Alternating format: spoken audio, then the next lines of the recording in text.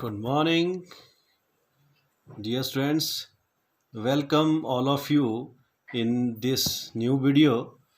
Today we will learn about the rocket propulsion. Clear है? आपने देखा होगा सैटेलाइट्स लॉन्च होते हैं, ठीक है? ठीक, पहले उनको लॉन्च किया जाता है, ठीक है? फिर वो अपने स्पेस में जाते हैं और वहाँ पे उसकी फंक्शनिंग रहती है, ठीक है? अब इसे करने के लिए हम पहले कुछ एजम्पशन करते हैं, कुछ मान के चलते हैं। सबसे पहले तो मैं आपको बता दूं कि जो रॉकेट propulsion है ये बेस्ड होता है law of conservation of linear momentum पे, ठीक है? तो बिफोर मोमेंटम और आफ्टर मोमेंटम क्या रहती है, इनिशियल और फाइनल मोमेंटम क्या रहती है, सेम। तो स्टार्ट करते हैं। हम क्या मान के चलते हैं कि हमने मान लिया कि हमारे पास जो मास है m0, हमने मास लिया, वो मास क्या है, रॉकेट प्लस फ्यूल का मास ले लिया, ठीक है? फिर v0 क्या हो गया, हमारे पास इनिशियल वेलोसिटी है, ठीक है? क्या है, इनिशियल वेलोसिटी है at any time t is equal to 0। फिर हमने m लिया, mass of the rocket at any time t, and v ले ली हमने velocity at any time t।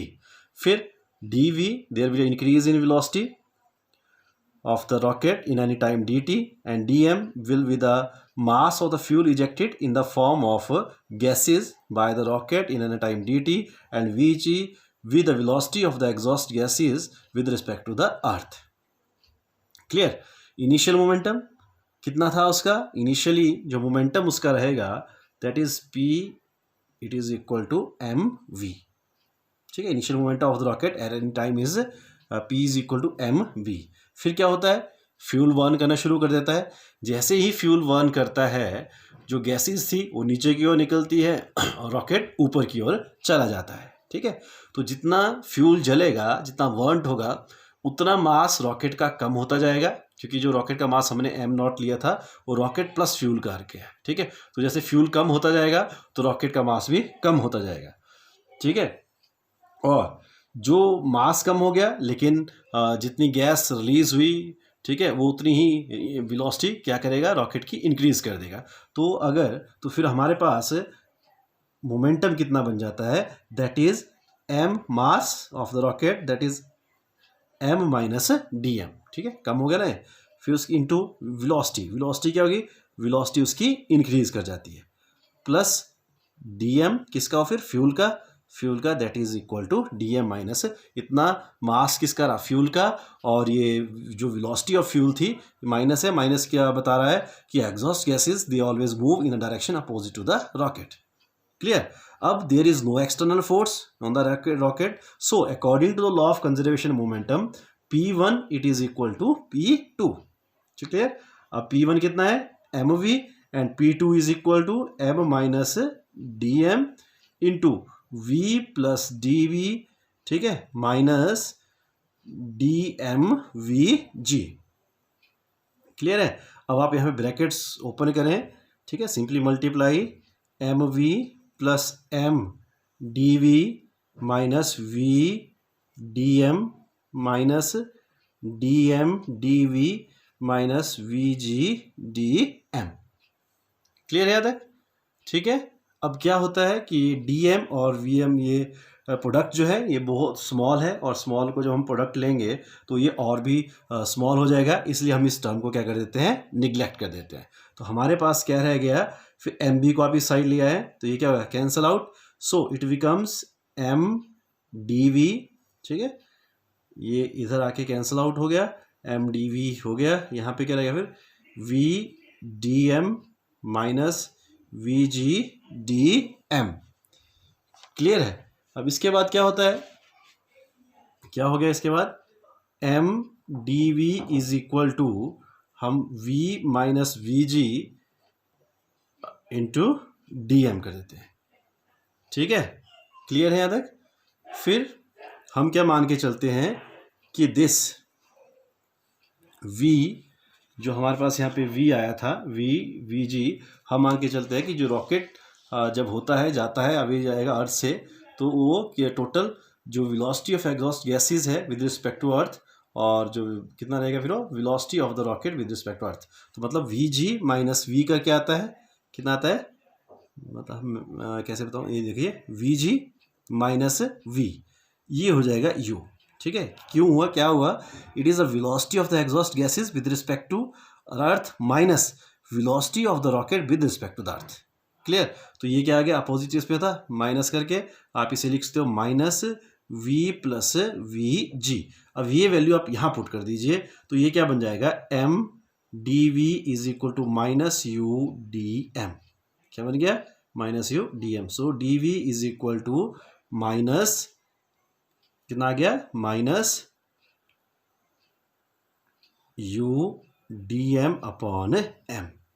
ठीक है, आप इन्हें इक्वेशन नंबर दे सकते हैं। ठीक है, this is equation number 1 and this is equation number 2। Clear है? अब आप क्या करेंगे, जो velocity of the exhaust gases थी वो नियरली क्या रहती है, कांस्टेंट रहती है। हम इसको इंटीग्रेट करेंगे, ठीक है, किसको, इक्वेशन 2 को इंटीग्रेट करेंगे विद इन द लिमिट। इस तरह से इसको इंटीग्रेट करेंगे, ठीक है, ये कॉमन आ जाएगा इस तरह से विद इन द लिमिट, मतलब एम नॉट से एम और वेलोसिटी क्या हो गया, वी नॉट से वी। ठीक है, जब हमने इसको इंटीग्रेट किया तो क्या आ गया, वी नॉट से v, u constant minus u constant, और इसको इंटीग्रेट करेंगे तो क्या आएगा, log e m naught m. Clear? अब इसको अगर आप लिमिट्स में पुट करेंगे तो कितना आएगा, minus u log e m minus log e m naught. Clear?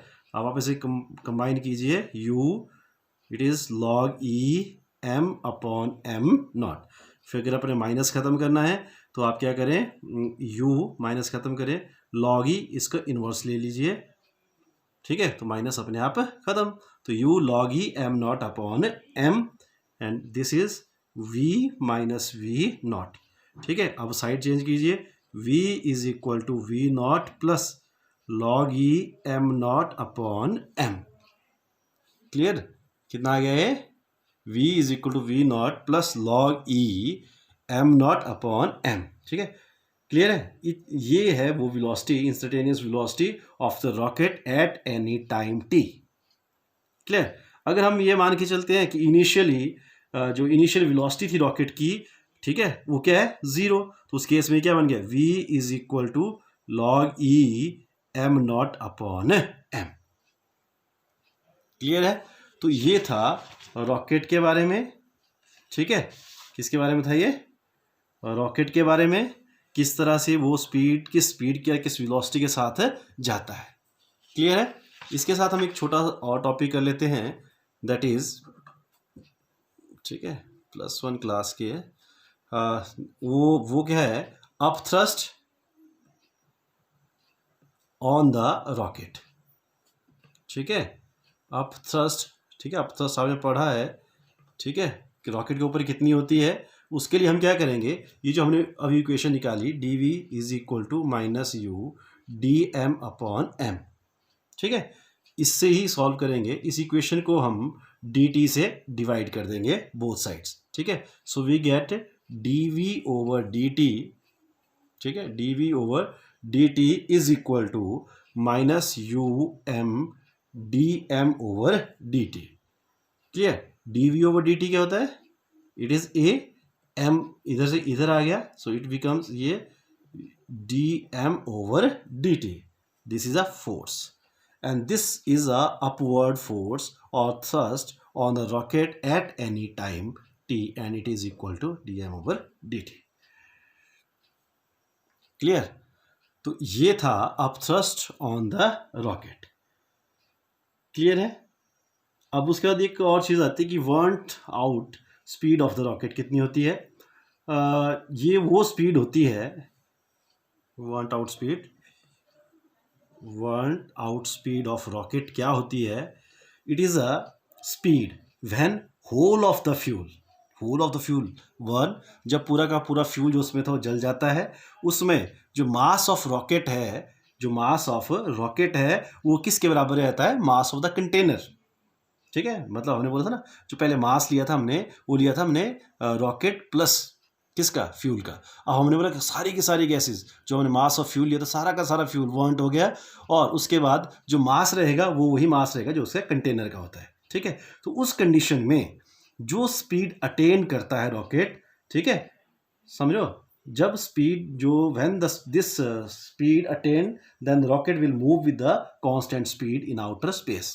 ठीक है, जब ये कंडीशन होती है, जब वो स्पीड आ जाए, जब उसके बाद क्या मूव करेगा, कांस्टेंट स्पीड के साथ मूव करता है, उस स्पीड को बोलते हैं burnt out speed of a rocket. Clear? क्या है ये, फिर से बोल देता हूं मैं। It is a speed when whole of the fuel is burned and mass of the rocket becomes equal to the mass of the container. When this speed attained, the rocket will move with a constant speed in outer space. Clear? ठीक है, तो आप इसे लिख भी सकते हैं, v b is equal to क्या इक्वेशन आएगी, v naught plus u log e m naught upon m e. ठीक है, तो अब यहाँ पे क्या हो गया, ये जो इनिशियल ये क्या हो गया, जीरो हो गया। So burn out speed it is equal to u log e m naught upon m e। ठीक है, it is a maximum speed of the rocket. This is a maximum speed of a rocket. Clear? Clear है? तो ये था all about rocket propulsion। तो हमने पढ़ा rocket propulsion जो law of conservation of linear momentum पे बेस्ड है। उसके बाद अपथ्रस्ट की बताया हमने, और वर्न आउट स्पीड बोली कि जब स्पीड जो पूरा फ्यूल रॉकेट का जल जाता है, उस समय जो उसका मास है वो कंटेनर के मास के बराबर रहता है, और रॉकेट कांस्टेंट स्पीड के साथ मूव करता है। क्लियर? होपफुली आप इसे समझे होंगे। तो आज के लिए इस लेक्चर में, इस वीडियो में इतना ही। नेक्स्ट वीडियो तक ओके बाय।